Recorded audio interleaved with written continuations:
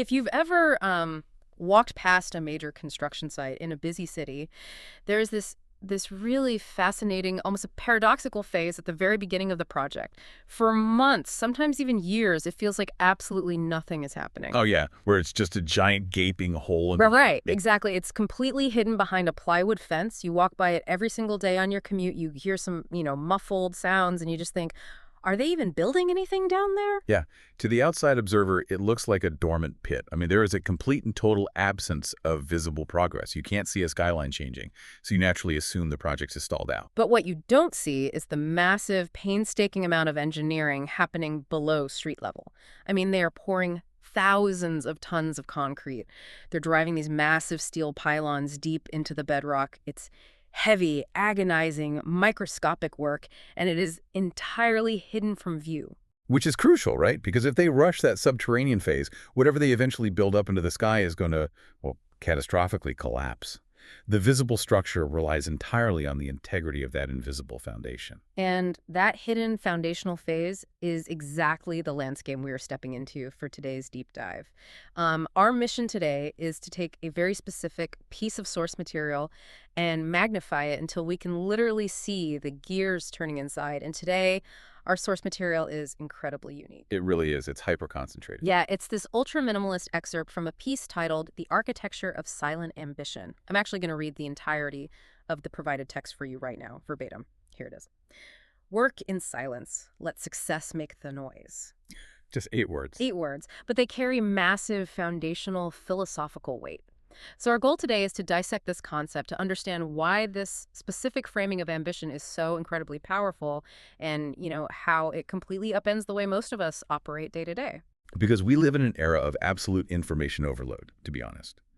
We are constantly bombarded by updates, notifications, people broadcasting every minor milestone of their lives.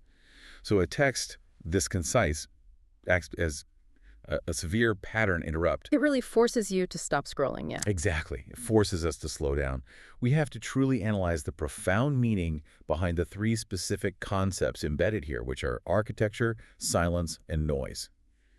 Because to understand the text, we really have to understand the larger framework it exists within. Okay, let's unpack this. Before we even look at the specific instructions of the text, the work part, we first need to examine that framework, which the author has placed right in the title, the architecture of silent ambition. Let's focus heavily on that word, architecture. It's a very deliberate word choice. It is, because when I think of ambition, my mind immediately goes to emotion, right? Ambition is usually framed as a fire in the belly. It's this wild, consuming feeling, like a hunger. But architecture implies something entirely different. Yeah, an architect doesn't just run into an empty field with a hammer and start swinging wildly. Fueled by pure passion, right? Oh, yeah. Architecture implies cold, calculated blueprints. It implies deep foundations, mathematics, structural integrity.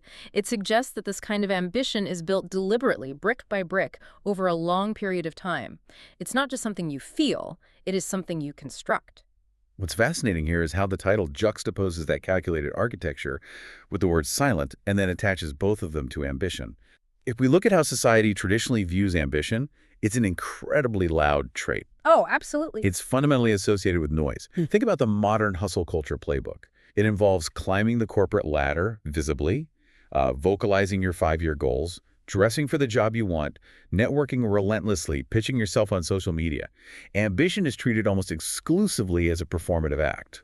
Yeah, we are practically conditioned to believe that if you are truly ambitious, everyone around you needs to know about it.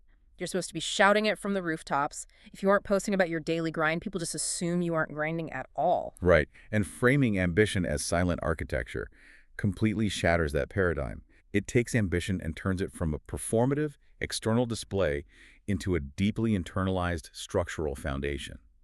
It becomes a blueprint that nobody else can see while it's being built. Which is such a shift from how we usually operate. It really is. It suggests that true ambition doesn't need an audience to validate its existence. It exists in the quiet calculation of the creator long before a single brick is visible to the public. If we look at historical precedents, some of the most monumental leaps forward in technology and art happened in total isolation. Like what? What's a good example of that? Well, consider Lockheed's Skunk Works division during the Cold War. They developed the SR-71 Blackbird, which is an aircraft that literally defied the laws of aviation at the time. And they did it in absolute, total secrecy. There were no press releases, Yeah. no teaser campaigns, Wow. just brilliant engineers pouring metaphorical concrete in the dark. And that isolation actually served them, didn't it? I mean, they didn't have to manage public expectations. They didn't have armchair engineers on Twitter critiquing their aerodynamics before the plane even had wings. Exactly. They insulated themselves from the noise of the crowd. When you build loudly, you invite the public to comment on every single brick you lay. You're trying to lay a delicate foundation while 100 voices are telling you the cement mix is wrong, or the location is bad, or your timeline is too slow. That sounds exhausting. The psychological toll of filtering out that noise is immense. So, silent architecture protects the integrity of the blueprint. But testing that framework brings up a major hurdle for me. Moving into the first phase of the author's directive, how to actually execute this blueprint, the author commands: work in silence. I have to push back on this a little bit. Okay, let's hear it. Isn't working in silence fundamentally counterintuitive to how human beings are wired? I mean, we are social creatures. We naturally want to seek validation for our effort. If we're working hard, if we're sweating and making sacrifices, we want someone to say, hey, I see you working hard. Good job. We want the gold star. Exactly. We want that dopamine hit of recognition to keep us going. It is deeply counterintuitive to our modern wiring, I agree. But think of it mechanically. Imagine a high-end, perfectly engineered luxury mechanical watch, or, if you prefer, a top-of-the-line electric vehicle engine. What is the defining characteristic of that absolute peak mechanical perfection? It's quiet. It runs quietly. The more perfectly engineered and hardworking the internal gears are, the quieter they operate. Noise in a machine often implies friction. It implies wasted energy. A rattling engine is losing valuable power to sound waves and heat instead of using that power to move the car forward. Oh, that makes so much sense. So every time we broadcast what we're doing, we're essentially rattling the engine. We are losing forward momentum just to generate social noise. We are losing vital psychological energy, yes. And there is rigorous science backing this up, actually. The psychologist Peter Gollwitzer conducted extensive research on what he calls identity-related behavioral intentions. Identity-related behavioral intentions. Okay, what does that mean in plain English? Well, his studies reveal a dangerous trap in human motivation. When you broadcast your goals, like when you post online that you're starting a new company, or you tell your friends you're writing a novel, your brain receives a premature spike of dopamine. Wait, really? Just from saying you're going to do it? Yes. Because others acknowledge your intention, your brain creates a social reality. It actually confuses the social praise of announcing the work with the satisfaction of actually doing the work. That is terrifying. By simply talking about the blueprint, your brain tricks you into feeling like you've already built the skyscraper. Exactly. You feel the reward, so your motivation to do the actual grueling subterranean work plummets.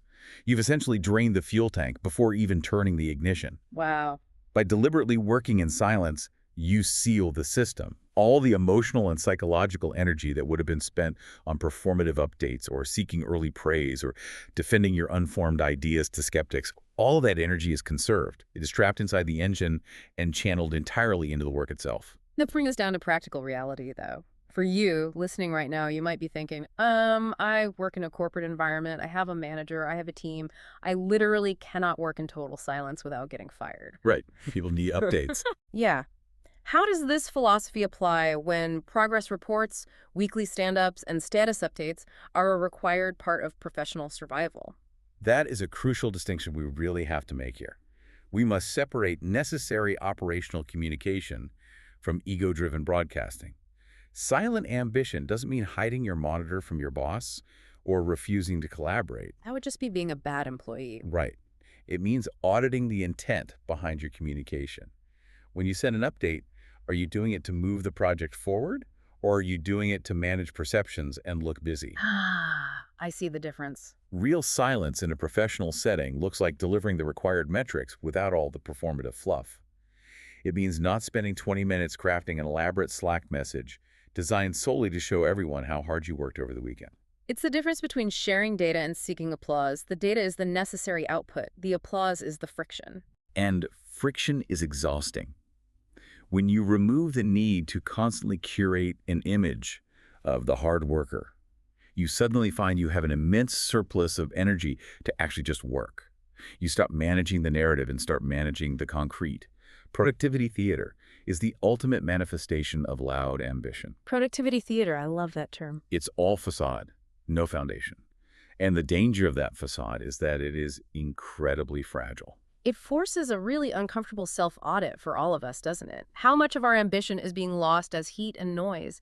It is so easy to fall into the trap of spending more time organizing our color-coded planners, creating the perfect workspace, and, tweeting about our creative process than we do actually typing words on the page or writing lines of code. We are feeding the noise instead of feeding the architecture. Which is exactly why the silent architecture phase is so protective. You are building in a vacuum where the only standard you have to meet is the structural integrity of the blueprint itself.